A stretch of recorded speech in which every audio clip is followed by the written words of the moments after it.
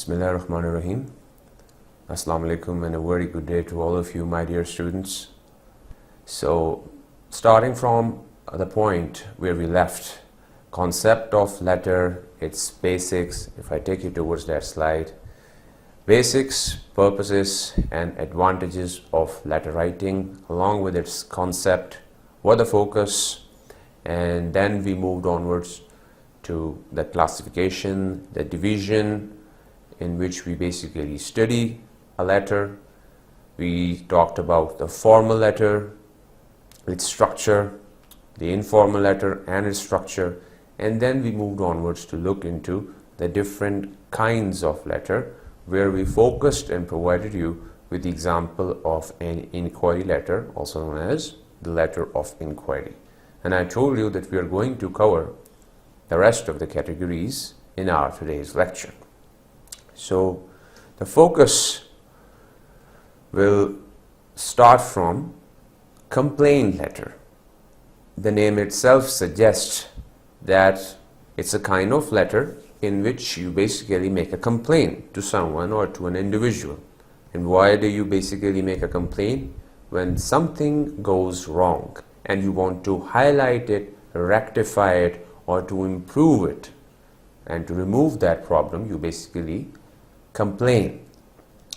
So if we look into the points which we have on the slide, complaint letter is also known as a claim letter because you basically claim that this thing was supposed to be in this form to be considered correct. As it is not, therefore you complain that it should be rectified, improved, corrected for its acceptance. That's why it's also known as a claim letter, as you are claiming something for your right. Moving onwards, letter written to bring mistakes into notice. As I mentioned a minute ago, there is something which has happened wrong and now you want to make it right.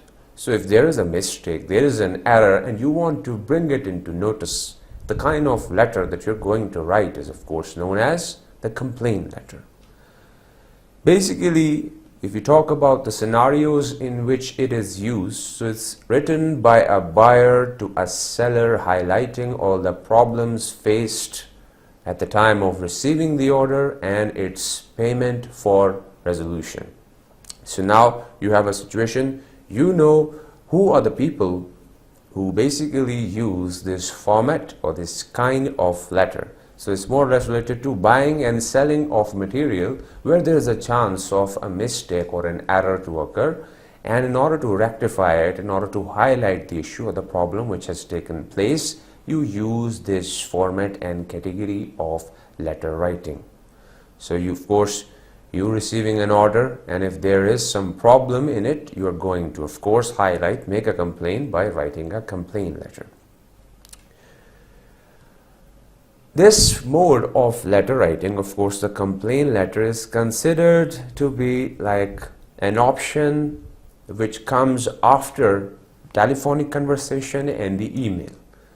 These, the ones which I have discussed afterwards, being more quick, and now you are well aware of how these are used, of course, because we have just covered how to write an email. If that is not being received and acknowledged from the other side, then to keep a written record of things and to bring things into physical reality, you basically put it or jot it down on a piece of paper to have an impact. So this is basically the option that you opt for, of course, after these two options remained unresponsive. So that's why it's written here that it comes after phone and email. Another point is, of course, that it goes in line with the previous point, to formalize the situation and to bringing it into the limelight, bringing it into the forefront.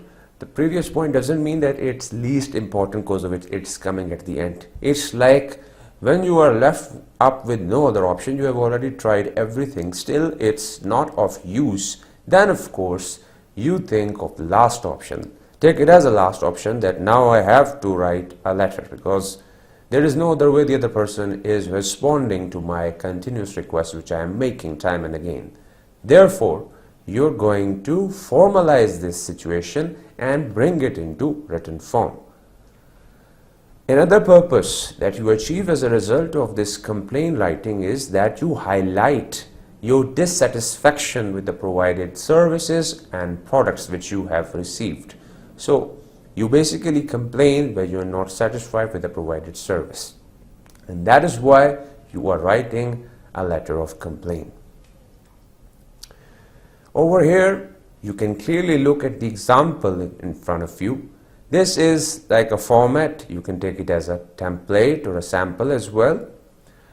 Now you can clearly see, just keep in mind the structure of a letter, the format of a letter, as we have studied, as we have gone through in our lecture number 19.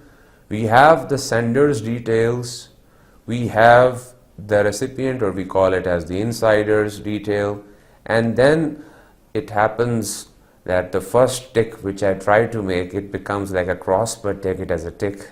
The first is not a cross, that is also a tick. Now coming back towards the content, now you can see we have a body after salutation. Now we have a body, and then you are concluding it, signing off, and afterwards your signature, you are providing the details. Pointer is, this is how you basically develop, that is how you basically follow the format of a complaint letter.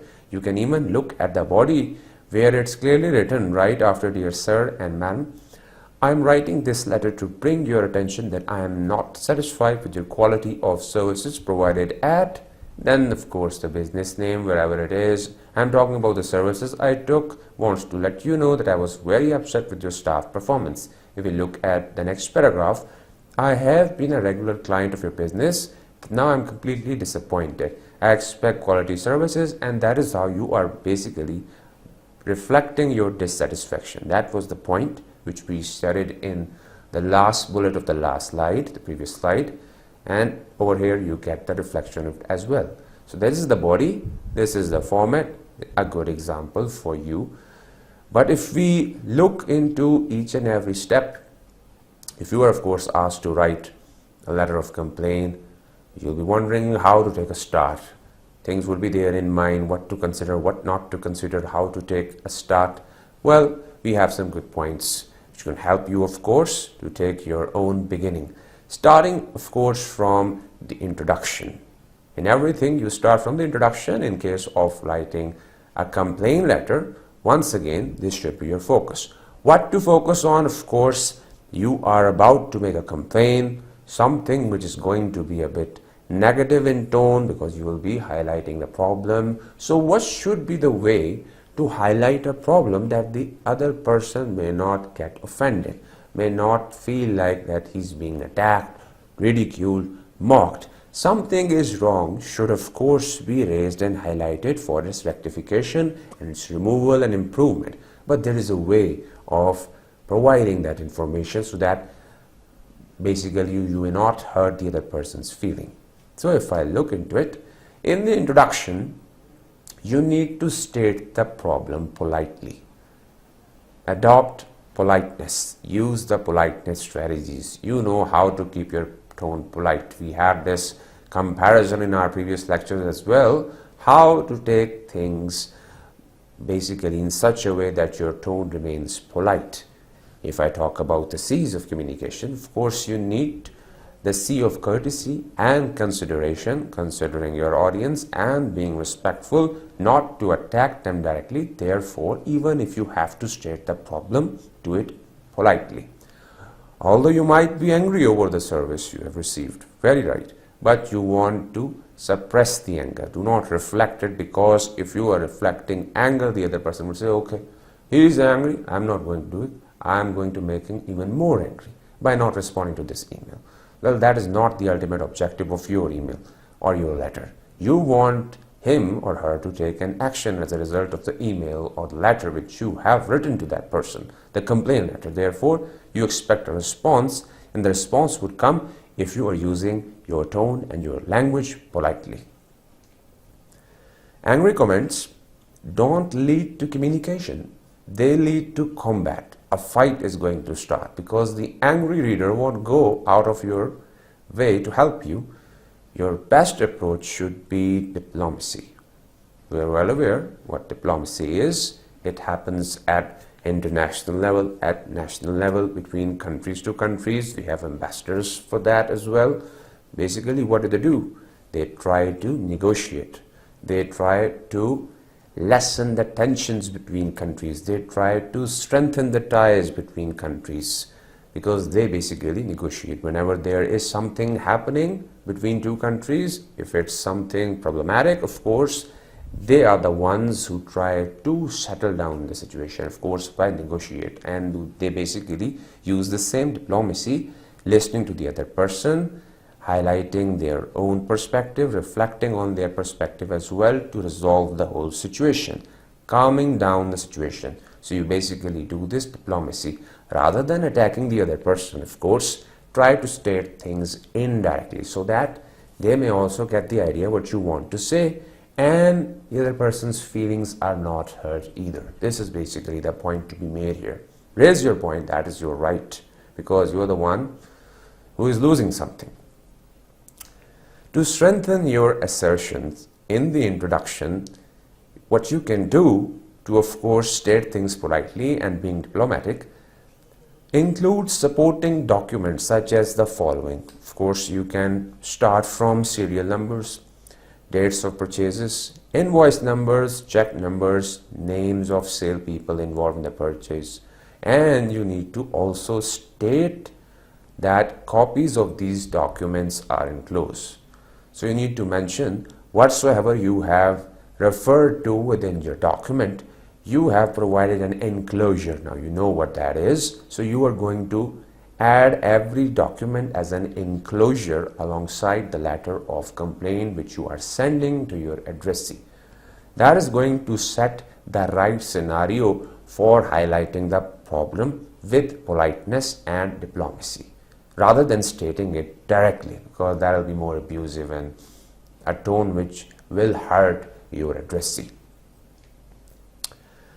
Once the introduction is complete, in the discussions paragraph and section, explain in detail the problems which you have experienced. Now, of course, you have developed the kind of relationship which should be there if you want that other person to go into the details of what you have provided, what is there within the text, and now you can go into the details of the problem which you have experienced. So what you can provide in case of your discussion section include details, dates, contact names, information about shipping, breakage information, or itemized listing of defects. So these are the things which could be made part of your discussion section.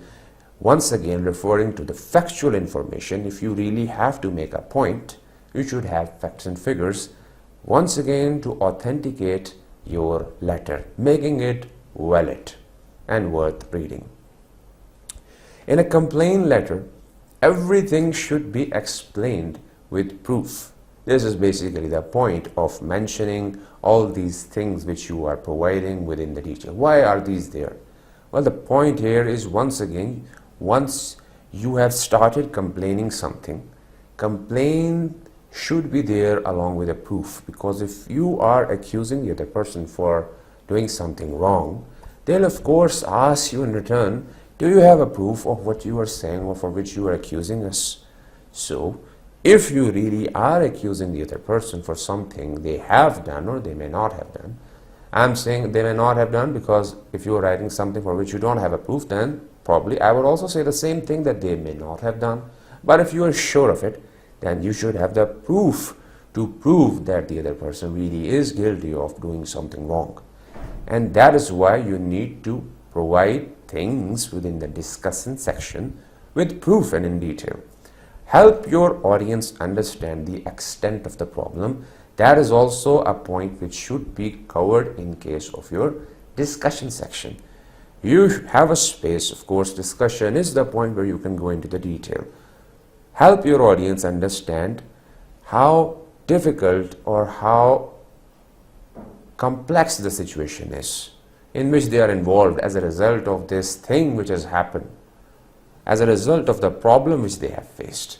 So this complexity, this difficulty should be reflected, and its extent should be portrayed and conveyed to your audience within the discussion section. This is something which you are supposed to do in the discussion section.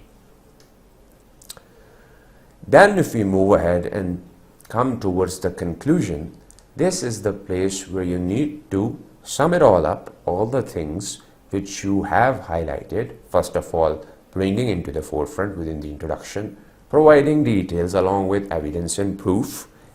You have provided everything, and now the body needs to be concluded. How it should be concluded? Well, it should end positively. This should be end of almost every letter, even the ones which we are going to study in the upcoming lecture. My apologies. The points which we are going to cover in the upcoming slides, you're going to see the other types of letter. Once again, those lectures and those letters would be ending with this positive ending. This is my point basically, that the ending should be positive in its tone, because if it's negative at the end, this will be the thing remembered by your reader. And if the purpose is a call to action or a response, that response won't be coming from the other side. And of course, this is something which we do not want to happen. Therefore, the ending of the letter should be positive in tone. Remember, you want to ensure cooperation with the vendor, and you want to be courteous, reflecting your company's professionalism. So the point here is, once again, you want to maintain courtesy and consideration, the C's of importance, especially for building and maintaining relationship. These should be there even in case of a letter of complaint. That is why these become very, very important and were discussed in detail with you as well. Over here now, after having a clear idea of how it should be structured, we can now look into the example to get a better idea and a good idea of how to write a letter of complaint. If you look here, once again, the format is very much clear for you. You can get an idea inside address, and then you have this salutation. You are clearly mentioning the subject, making a reference, providing an evidence with reference to order number this. Now you have provided some problems which you have faced. I am writing to inform you that the goods we ordered from your company have not been supplied correctly. Then you are providing the evidence in the form of date. We placed an order with your firm for 12,000 ultra super long life batteries. Consignment arrived yesterday but contained only 1,200. Therefore, there is a big difference being highlighted. This error put our firm in a difficult position as we had to make some emergency purchases to fulfill our commitments to all customers. And now this has caused, of course, some inconvenience. Therefore, what you want is, I am writing to ask you to please make up the shortfall immediately and to ensure that such errors do not happen again. Otherwise, we are going to face problem and we may have to look elsewhere, lightly touching the fact that they may have to go somewhere else. I look forward to hearing from you by return. Ending is once again highlighting the fact that you want to hear from the other person, therefore maintaining that relationship, therefore maintaining that courtesy and consideration. So this was the point that I mentioned. Try to end things positively. Again, you have seen this positive tone at the end and at the overall structure of a letter as well. That is how you structure a complaint letter. To have a better idea, another example. This is a letter written to the administrative officer, as you can see over here, along with the address. And if I come over here at this point, I attended your exhibition sound system and found it informative and interesting, but unfortunately my enjoyment of the event was spoiled by a number of organizational problems. And then you have explained them, like firstly, secondly. This is also a very good way that whenever you are making points, accessible document design. I remember it well when we talked about mentioning or jotting down things on a piece of paper, make it like an accessible document by a design which is of course accessible, providing things in an organized way. This is one example, a very good example of mentioning points one by one. So these are the problems, and you can clearly look at the way these have been highlighted. Some minor typos could be there as well, but that is how you basically structure, because this is how you basically structure a sample. Look forward to hearing from you, and then you basically bring it to an end. Now once the complaint letter is complete, we can now look into the example of a cover letter. Example will be coming, of course, the concept of cover letter. Cover letter is very much important. The word itself indicates that it acts like a cover of another document which you are basically sending. So it becomes the cover letter of that document to support it, to supplement it, but basically providing its detail.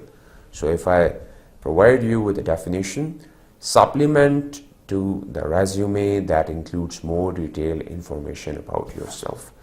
Resume mentioned because cover letters are generally demanded and asked for in case when you are interested to apply for a job, for a vacancy you have found, of course, and then you want to send them your resume or your CV. You are first of all asked to provide a cover letter in addition to the resume, and this cover letter is placed first, and then your CV or resume comes afterwards, because it acts like a cover. So therefore, what is expected to be there in this cover letter? Of course, all the references, those details are there in a CV or resume. Shows off your qualification to a prospective employer. So of course, if they want to see your skills in detail, they'll look into the resume and your curriculum vitae. But if they really want to know the gist of why you have applied or what's so special about you, well, they'll look at your cover. As you have, like all of a sudden it's stuck in my mind, why do we have this option of cover photo? Well, cover photo is also like a cover, your cover, and you try to make it the best cover which would reflect your whole personality on social media. Just the way you reflect your cover photo over here, in a similar way in your writing you try to reflect yourself and your resume, your curriculum vitae with a cover letter. So it has to be perfect. Expresses your interest in a position of course the vacancy for which you are applying, and highlights your key points in your resume. Of course, in case of your resume, you would have multiple things which you have covered, all the good qualities, all the good points, or your abilities, your interest, passion, achievements. Many things are there in case of your resume, and if you want to highlight all the key points, just to act like a guideline to go through your resume and your CV, this cover letter becomes important, because you have the space of highlighting the key features, the key points which are there in your resume. You're going to cover them all. That is how cover letter becomes important. Prior preparation basically means that cover letter is not something that you can just write all of a sudden. If you are asked to apply for a job and you are going to write a letter, going to place it in front of a resume, and you're going to send it over. No. You need to do some prior preparation if you really want to write a cover letter, and an effective cover letter which is going to have an impact and an effect. What things should be there within your mind with which you're going to write the letter? First thing comes first, and of course, the first thing which should be there within your mind is a thorough research, comprehensive, complete research regarding the employer and the company. This is also something that I used to study, that I have looked into detail, that whenever you're going for an interview as well, it is always recommended to go into the details of your employer or the company where you're applying, to have an idea of what they deal with, what their expectations are. In a similar way, though it's not an interview, it's like the first impression which you're going to make through writing.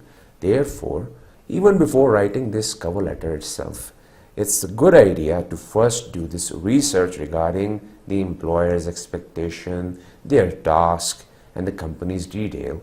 What do they deal with? What's their basic purpose? What do they do?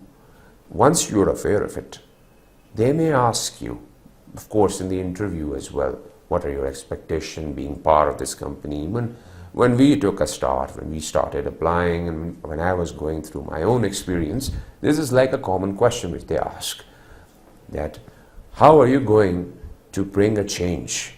What do you expect? So if you are aware of what do they do, you will have an idea how to answer them back, or how are you going to contribute for that company, for your employer, and for the organization. Therefore, this prior research becomes important and is a necessary part even in case of writing a cover letter. Review websites, brochures, pamphlets, and any other pertinent material, because all these things related to that company, that organization, or in particular your employer, would help you in the long run to answer back anything which would come at your way at the time of the interview, even in case of the correspondence which may take place in case of a letter. You would be aware of everything, and therefore you will have a clear idea what to include in case even of your letter. This prior research becomes important not only in case of your physical assessment in case of the interview, but these stages are also very much important to mention those points which would appeal to your employer, because you're going to make them part of your cover letter as well. That's how research, websites, brochure, pamphlets, and every pertinent material becomes important. Try to speak with current employees for getting the inside perspective. I really like this point. The reason is those individuals that you're going to meet, or if there is a possibility to meet them, can really give you the inside picture. And if you can see the inside picture, man, it can really help you a lot to adjust yourself within the upcoming environment of which you will become a part. That's why this point is really important. Let's suppose you have a friend working in any organization and you have the same interests, you have a common field, and that's why you tell that friend, I really am interested to join the same organization, but I need your help. What kind of environment is there? How do you people work there? How many hours do you generally spend there? What kind of work it is? What is the extent of the workload? Do you get the break hours? How many breaks do you get? Leaves? How many meetings? Everything. The point here to make is that once you know the inner scenario, even at the time of the interview, you'll have an idea, okay, these were the individuals which I was expected. Yeah, my friend told me about it. These are the people, these are the focal persons who are going to assess me, who are going to evaluate me, and that is why I'm going to answer their questions. Because you already will have an inside perspective. That's how you will be more confident. And this confidence is going to make you very successful to become their future employee. Because the same reflection would be there in your mind while you are preparing your cover letter. And that's how it becomes important. If you move onwards, time to demonstrate yourself better than the rest. Like this one also comes from this point. Like if you know what kind of environment is there, how are the employees working, you know their level, you know the frequency, you know their strength, the way they handle tasks which are assigned to them. If you know their capacity and now you want to prove yourself that you're better than them, you'll know how to do it, and you will know how to reflect the same ideas within your cover letter. That's how this thing becomes important, and this cover letter provides you the space to demonstrate yourself to be better than the rest. And this is something which you should be prepared of, that you should be well aware of within your mind before writing the cover letter. Brainstorm to prove why you are the ideal candidate for the job. So this means the pre-writing does not turn out to be just mere lecture. It's being used in every lecture, it's being used in every practical walk of life. For example, now you are about to write a cover letter, and that is how the pre-writing strategy of brainstorming turned out to be quite handy. That's how this becomes important, and this is the stage where you need to brainstorm some of the points which should make you stand prominent, conspicuous from the rest of the group. And that's how you'll find your way inside the organization. So now it's time to move ahead. Some of the precautions which I want you to keep in mind as well in case of writing a cover letter. While you are writing a cover letter, you need to maintain this you attitude.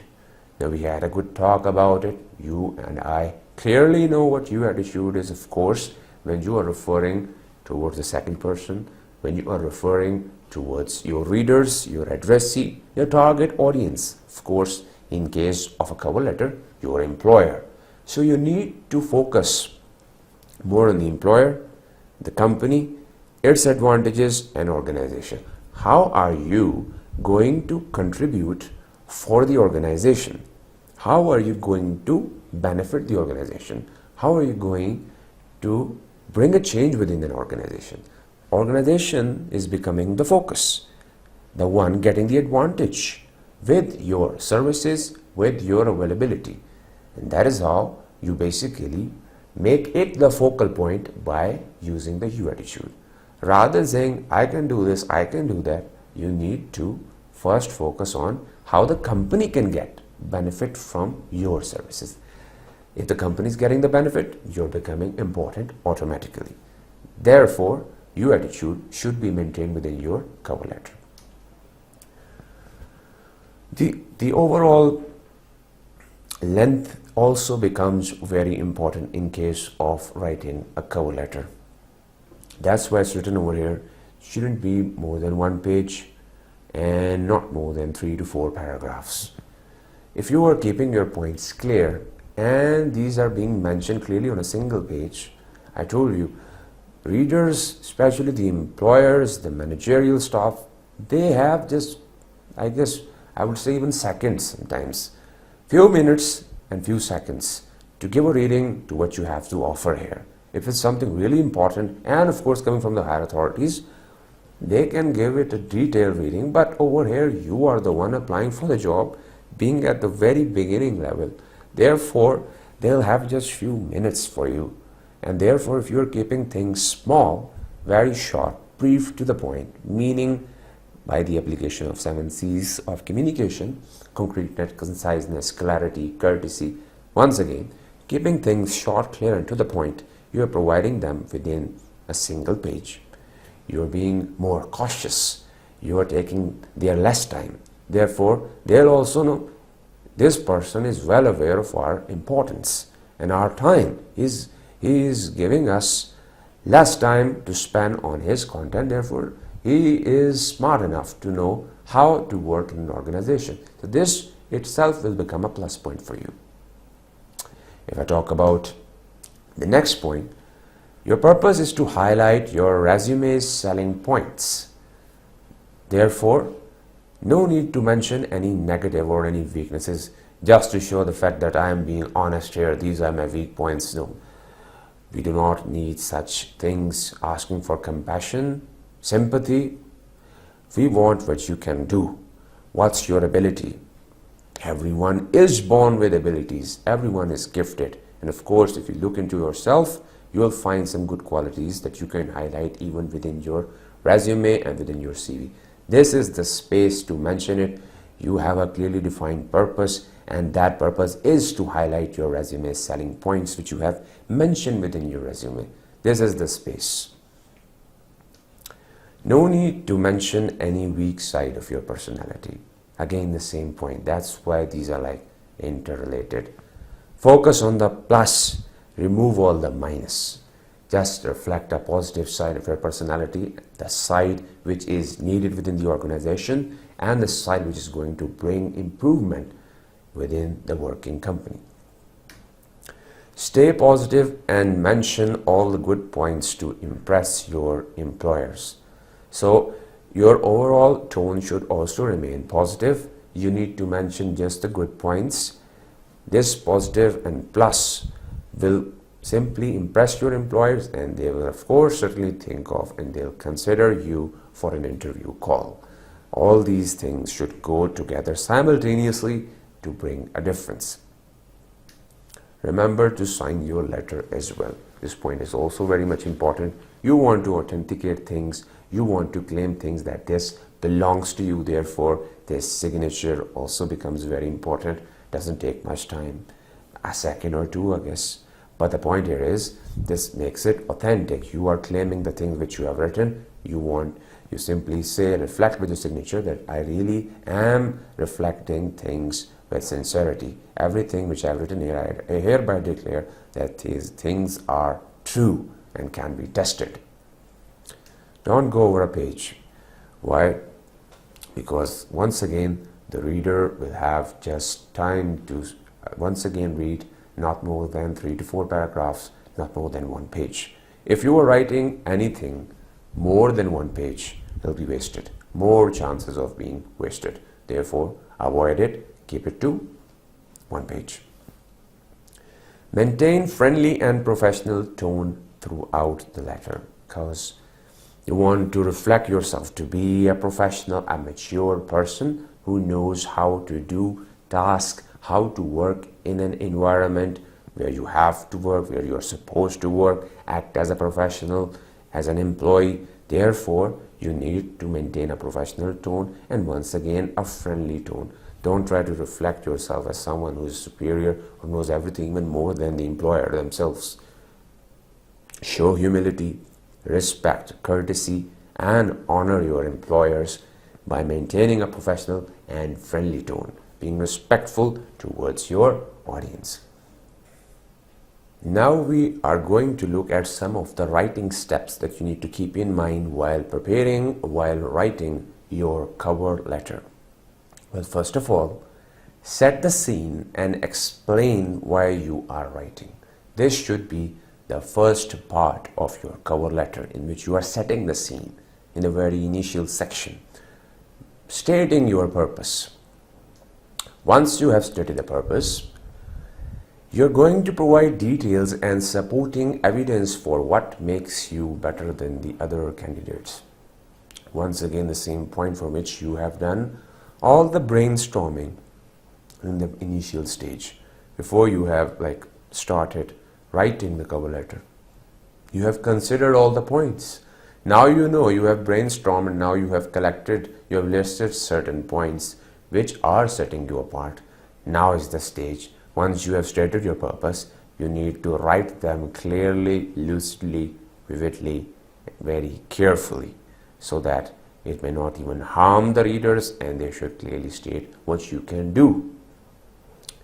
Once you have stated the points which are setting you apart, making you different, and reflecting your capability and capacity, you make a space to receive an interview call as well. This is also an interesting point. The reflection of good qualities, capacities, and abilities is not or should not go in vain. Of course, you should bring it to a section where you demand or you request an interview call, because that is going to be the ultimate outcome, which is going to make a difference. What's the point of stating all the qualities if the other person says, okay, this person can do this, okay, fine, and then placing your document aside? Because you have just mentioned the things. Therefore, you should bring it to the section where you clearly state that the purpose of mentioning all these qualities is the expectation of an interview call. So I look forward, as you are going to see in the examples as well, how you're going to structure it. And of course, once you have mentioned and organized your content in such way, you proofread and edit to remove all the errors and typos before sending it, to avoid any misconception or a bad impression which these minor grammatical errors are going to develop in the mind of your readers, your employers, the company who is going to hire you. So that's why this proofreading, editing also becomes very much important. It should be there in mind. Now if we move ahead, we're going to do this detailed analysis of how you are going to start with your opening paragraph in case of your cover letter. Of course, you're going to be stating your purpose, why you're doing this. Now, this statement should be done in such a way that you grab the reader's attention. This should be the point, because otherwise they won't be interested to go into the detail of what is coming ahead. It should be done grabbing the reader's attention. Discuss, of course, the position you are applying for. Of course, you need to mention, because that is how they are going to get the reference of what you are referring to. So they require a reference, they require a guideline, and then they'll have a space to judge you and to evaluate you based on a framework or some principle which they have within their company. You can mention the source through which you receive the information about the job as well. This is also okay. Even I have seen in multiple links, whenever we apply, there is always a space or a point, you heard about us from, and then there are like multiple choice in which social media, friend, family, newspaper, these are like some of the options, and then you pick one of them. So in certain scenarios and situations, they ask you directly while you are sending your details, and of course in case of your cover letter, you have the space of providing such details yourself. So do it as well. Highlight the main points covered in the letter. Once again, you can take it in such way that whenever you are writing something in detail and then you write something with reference to that detail which is like coming in the beginning, just in a similar way as we have studied in the very initial sections of report writing. Why do we write a summary, or why do we write like an abstract? We provide a summary of what's coming ahead. We sum it all up because we know the basic point that in a professional environment, people have less time, they have much to do. We try to give them just the basic information, and then of course we provide the details. If they are interested to look in the details, they can go into it. Otherwise, they always have the summary to get an idea what's the gist. In a similar way, highlight the main points of your cover letter, and that is what you do in case of your opening paragraph. Once you have written it, you can do it in this form. An example here. Dear Mr. Pierce, as the enclosed resume attests, and then reference to the job, customer support position advertised in the Atlas Group is a perfect fit with my qualification. My experience working as a help desk student assistant in the division of IT at this university, vast experience has prepared me for the technological and youth support for this, making me an ideal candidate for this job. You are setting yourself to be an ideal candidate in the very beginning, making of course some references as well, so that the employer may know for which post you are applying.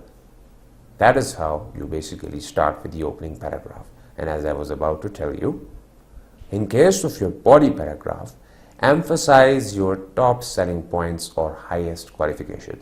This is the space where you need to provide the detail of what makes you capable, what makes you strong, what makes you set apart from the rest of the group. So this is the place where you can mention, of course, your highest qualification or your abilities which you consider to be the top selling points. Of course, mentioning how these qualifications can benefit the company you are applying for, providing examples of your achievement that have benefit previous companies. This is also very much important point, that if you want to prove yourself to be a professional, and if you want to show that you already have a past experience working with other companies and you have provided them multiple benefits by referring to them, be it awards, grants, achievements, certificates, anything, you can mention it over here. That will make you even a more ideal applicant for this post. Again, the point is, you need to be specific in your description. Don't try to just, beat about the bushes and trying to come up with general stories. No, you have to be specific, providing specific details, because these specific details are going to make a difference, will set you apart from the rest of the group. Now look at the example of a body paragraph. As my resume highlights, I have offered high responsibility computer and software support for faculty, staff, and students. This experience, along with constant home use of computer, has given me a thorough background of many different forms of software and OS, including Windows, Apple, Office, Dreamweaver, many more. I've become very comfortable performing hardware upgrades, Windows, Mac. In addition, I mastered new skills. Point is, you are simply setting yourself apart from everyone by providing your top selling points, your qualification, everything being covered here in this area. Cover letter closing paragraph. This is like once you have provided all the selling points, now you're moving towards the ending. This is the stage, once again, you know that the readers have gone through much of your detail. It's time to appreciate them for their time. So you thank the reader for their time spent, and that is not the end of the story. As I mentioned, divided into 3 parts, of course. So you stating your purpose, then presenting your top selling points is not just the end of the story, otherwise they'll throw it in trash. You need to mention that you expect an interview, and this is the time to ask for an interview. Asking won't be enough. If you have the space, you can always request for a specific date and time that seems feasible to you. In journal, they provide you the date and time as well, but in such certain scenarios, you may also have the space of providing the date and time which suits you or which seems feasible to you, so that you can do. And once again, that is not the end of the story. You need to create an active ending. Active ending is also a very interesting concept, being that you have to end it in such a way that not keeping it to them to contact you or to call you at the time of the interview. Rather, you can simply say, I'll be looking forward to hearing from you, and after a while, after such number of days, I'm going to contact you for further correspondence or to know whether my application or my cover letter, my resume is being considered or has been put aside for the next post which you are going to advertise and announce. But for that, you need to be a bit active. This is why it's called an active ending. We're going to see it as well. Please take the time to look over my resume and feel free to contact my references, me and my references, because you provide references as well at the end of your resume and your curriculum material. I would love to further discuss this position in person. Now this is the point that I was highlighting at the end. I will follow up with you in a few days to answer any preliminary question you might have. In the meantime, please do not hesitate to contact me at your number. Thank you for your time and consideration. Thanking is also good, very good, because you have to thank them and appreciate them for the time which they have spent. But now this part is very interesting and should be there in mind. Of course, you need to provide them the number, giving them the space to contact you as well, but to be active on your part as well, to keep a contact and keeping in touch with them as well. In case they get silent, of course, you have the space, and you being an active writer and the one who has done this active ending, in a position to simply contact them to know what's being done regarding my cover letter and my resume. Is it being considered or not? So that is how it all depends on how you have structured it, but it's a good way of structuring your cover letter. So this is the example, a style which is used in the scenario which is being provided at the very top. You can of course do some minor changes within its structure, because now you know the way in which you're going to start the opening, the body and the closing. So as every organization has its own requirements and demands, you're going to structure your body paragraph accordingly, reflecting your skills to be matching with the kind of requirements which they are seeking. So that is how you can bring all the changes. But example is once again going to be quite helpful, as you can clearly see over here. That is how you make a reference to your CV, then referring to the kind of degree that you have and the way it has prepared you for the position. It involved a great deal of independent research. Then mentioning some of the other qualities which you have, which makes you the ideal candidate. I'm a fast and accurate writer with a keen eye for detail, and I should be very grateful for the opportunity to progress to market reporting. And then thanking, of course, for the time with the reader has spent over reading your content, and then looking forward to hearing from the other person in the near future. So that is how you basically structure it. Looking at another sample letter where the situation is not that defined, not advertised, or you're not sure what kind of vacancy would be there. So this structure is also very ideal for an organization that you of course idealize, or the one in which you want to work. Of course, you can take a first step of sending such a letter that we can simply give a reading to have an idea how to structure it. Dear Ms. Shaheen, I'm writing to inquire if you have any vacancies in your company, the company of course which you idealize. I enclose my CV for your information.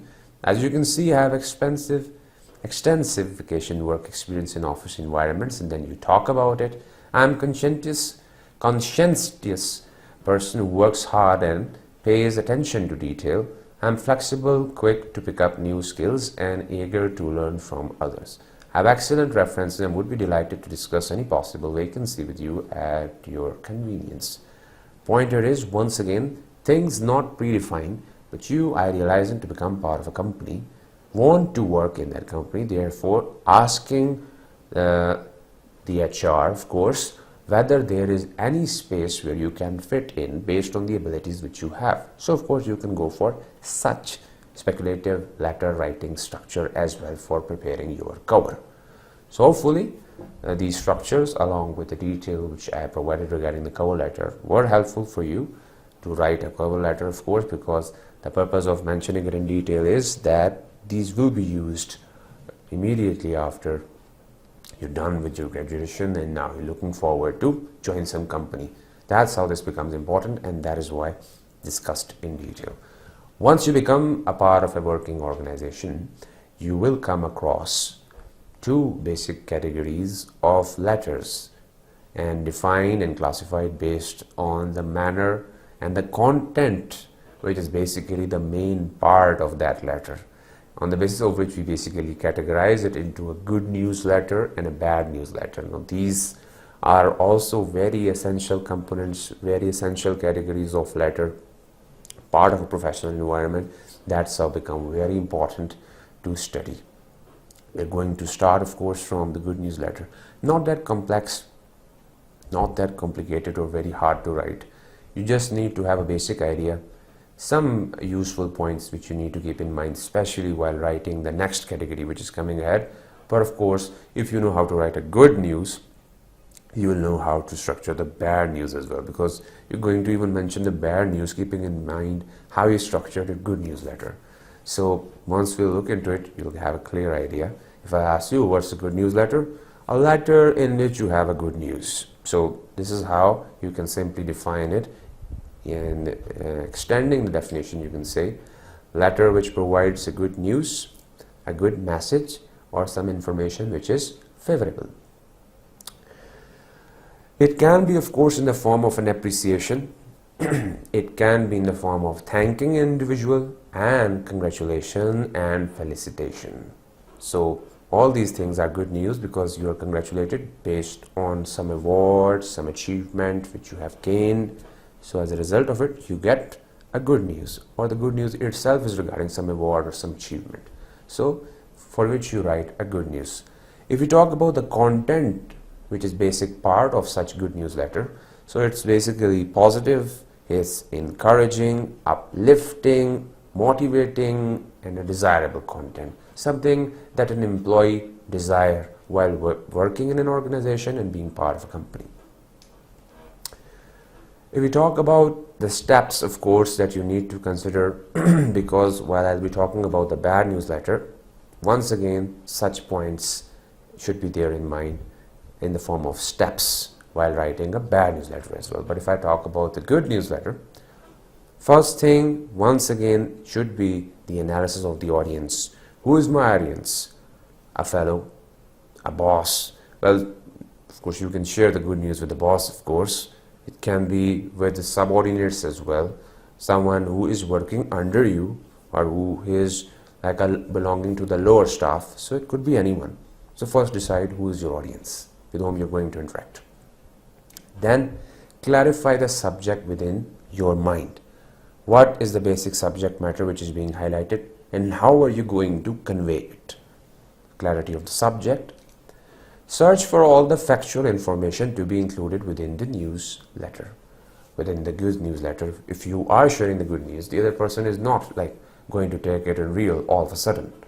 But if you are providing the factual information based on these facts and figures, you are getting this good news in the form of congratulation or achievement or an award, but because you have collected all the facts and figures and then conveying the factual information. Use of comprehensible vocabulary is also very much important. Don't take it to be too techy. Don't use such words or vocabulary which becomes difficult for the other person to grasp and absorb and understand. Keep the language comprehensible. Vocabulary should be of such sort which can be absorbed, digested and understood by the other person.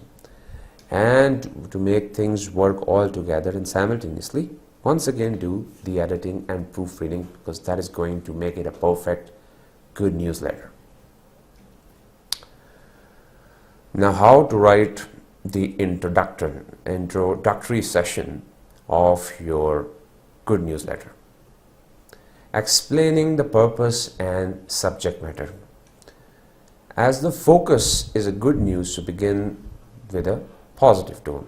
This should be there within your mind, because you're going to share like a good news, and something good is always something which you want to say at the very first place. So the letter also gives you the space to mention it at the very start, because that is going to strengthen your bond, your relationship with your addressee and your reader.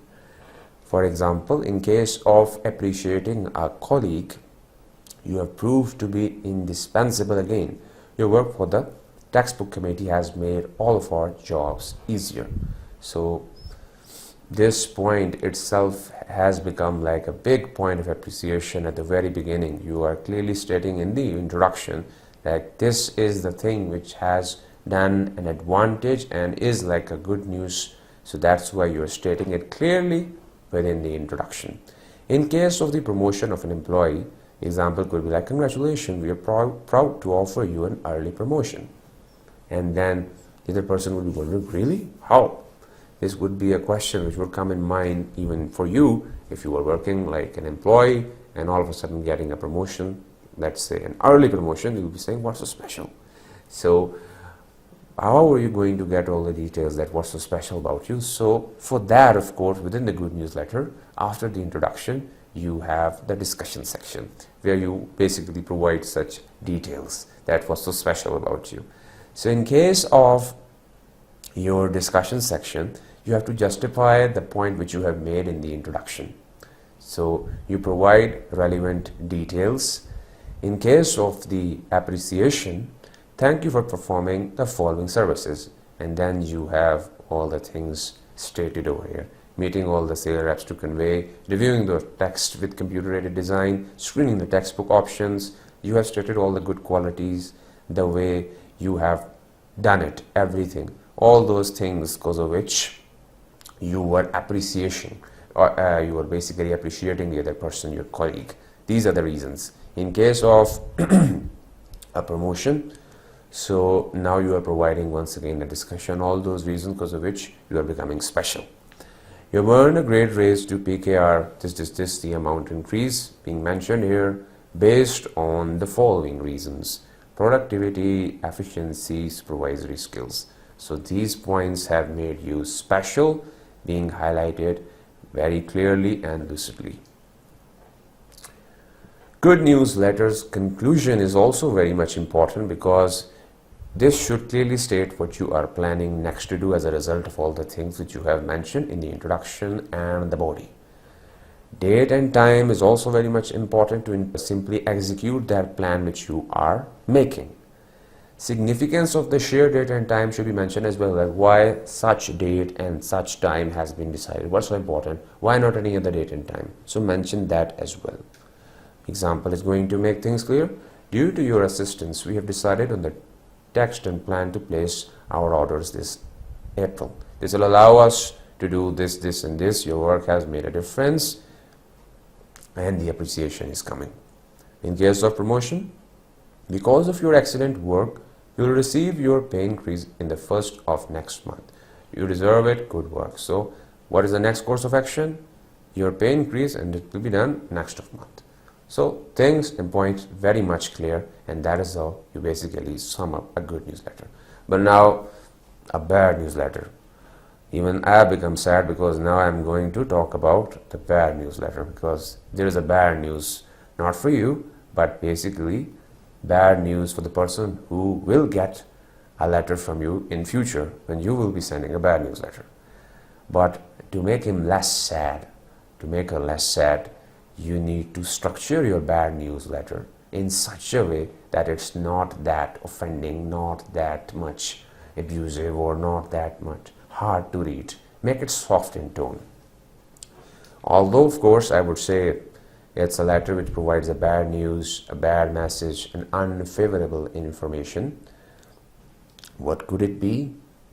In future, of course, when you're a big officer, rejecting a job applicant, denying an employee a raise, rejection of a proposal for getting a grant, rejecting a customer's request for refunding when something is wrong. Well, as the main point is a bad news, you have to structure your correspondence in such a way to avoid offending your readers. Now, how can you do that? In case of your introduction, you need to be very careful right from the very introduction, because you're about to share bad news.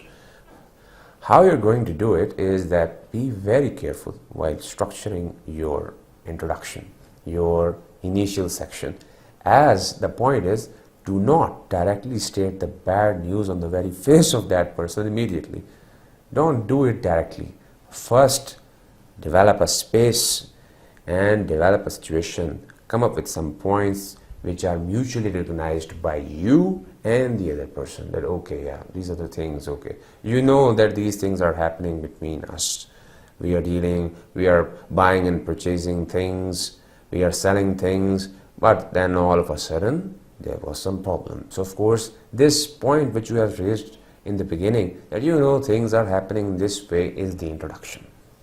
That is how you first create a space to bring up the bad news, but don't state it directly that I have received something bad from you, it's very wrong, and you're fired, you're not getting a promotion. This will simply humiliate the other person, and you never are expected to do such a thing if you really want to become a good professional. So, no need for concisely stating the bad news. It would be very harsh and abrupt. This is the place where please avoid the sea of conciseness, concreteness. Don't be that clear, don't be that concise, don't be that concrete that you simply say it on the face of the other person, you're fired, you're demoted. No, please first mention that we had a good time, and we had some good expectations from you that you're going to do this, but unfortunately we have very high demands. The time requires that we have to do things very clearly, therefore we have to do this. There is a difference between the way I said it, you're fired, and the way I've said it in this way. This is how you can write a very direct bad newsletter and an indirect bad newsletter. Now you're getting an idea. So prepare the reader for the upcoming information and state with content which your reader can accept as valid. Start from the beginning, as in case of rejecting a job applicant, thank you for your recent letter of application. As you can imagine, we receive many letters from highly qualified applicants. So you have indicated the fact many other qualified applicants are also applying there, which means he'll be thinking in mind, maybe I had a less chance, because of which he's saying many other are very highly qualified. In case of terminating this relationship between vendor and a client, as you know, our business demands exact tolerances and precise workmanship. Because of these requirements your company has for the quality production, we are happy to pursue a long-term contract with you. We were happy, we were, and we're expecting to pursue this contract with you, but due to reasons it can't happen. But now you have stated things in the introduction, developed the space, swayed things. Now is the time when no more delays. You have the space, present that bad, unavoidable news as it has to come. So in case of a job applicant, mention it, but in a way which is not that harsh. Although we appreciate your interest in Airtel, the advertisements specifically require that all applicants have an MS in computer science and at least 5 years of experience. We also suggested a knowledge of fiber optics. However, your years, I'm over here, your years of experience fall below our requirements, and resume does not mention anything of this sort. Look at the way things are provided within detail, and then the thing which is missing is coming at the end. That is how you basically structure a bad news. In case of such relation, your last 2 shipments contain flawed goods. In fact, we found these problems, and then you have stated some problems over here as well. So you first create a space and then provide the problem, and that problem should be stated with courtesy as well. We do not wish to spoil the relationship. Conclusion, once again, as I mentioned earlier, should be positive. Try to make it positive even within a bad newsletter. Do not leave your readers feeling defeated and hopeless. Try to maintain the following relations at the end. You need to maintain such relation, because of course you may be needing them in future. Of course you might be thinking that the person was not according to our criteria, but what if that other person really was capable, and even if he or she works harder, becomes even more competent and capable than the employees that you have. So anything can happen, and then you'll be ashamed of asking him or her to apply once again for the job in your organization. So do not spoil your relationship. Maintain them. Try to maintain them even with the bad news which you have shared. Try to end with a positive note. So conclude by giving your readers an opportunity for future success. Give them a hope that it's possible that you will come again. If you work on some minor things, you will be capable enough. You'll have everything and you will be able to join us. So provide options which will allow your readers to get back with good graces, seek employment in future, and reapply. So try to make your readers feel as happy as possible. That is the point. In case of a job applicant, if you have this knowledge and have acquired additional job experience which pertain to these were the things missing, then you will say we would be happy to reconsider your application. In any case, we will keep your letter on file. When new position open up, your letter will be assessed. Good luck. So you are ending up with a very good note, and this is the quality even of a bad newsletter. In case of ending a relation, if you can correct these problems, we would be willing to reconsider our stance. We have enjoyed working with you and look forward the possibility for future contact. Very beautifully ended bad newsletter. Even I like the bad newsletter even more than the good newsletter, because good newsletter is all about sharing good news. You don't have to work for it. But for a bad newsletter, you have to really structure your writing in such a way that you have to keep in mind not to spoil the relationship, not to hurt the other person, and you have to share a bad news. So this demands exercise, and I want you to do some practice for especially writing a bad newsletter. So at the end, I would like to mention some of the essential tips based on what we have covered in lecture 19 and 20, which would help you to write any form of letter. Be professional, be respectful by sending your letter in a timely way. Do not delay things, do it on time. When responding to previous correspondence, always good to repeat important information. It's also a wonderful opportunity to ask for any question and clear misunderstanding which might be there. When asked for advice, respond quickly. Give advice only on subject you have been asked about. Do not build castles in the air. Keeping your advice simple, talking to the point, making it easy for the other person to respond, and discuss the subject matter in greater length.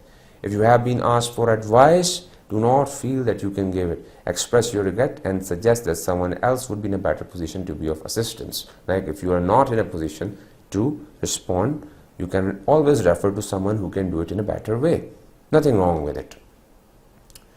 Avoid comments or expressions of personal opinion unless they are complimentary or needed. Otherwise, avoid them, keeping things again factual. Even if your letter contains negative information like declining a job offer, so you need to keep your tone positive and respectful. When responding, a long letter is generally not necessary. Just include enough information to address the issue at hand.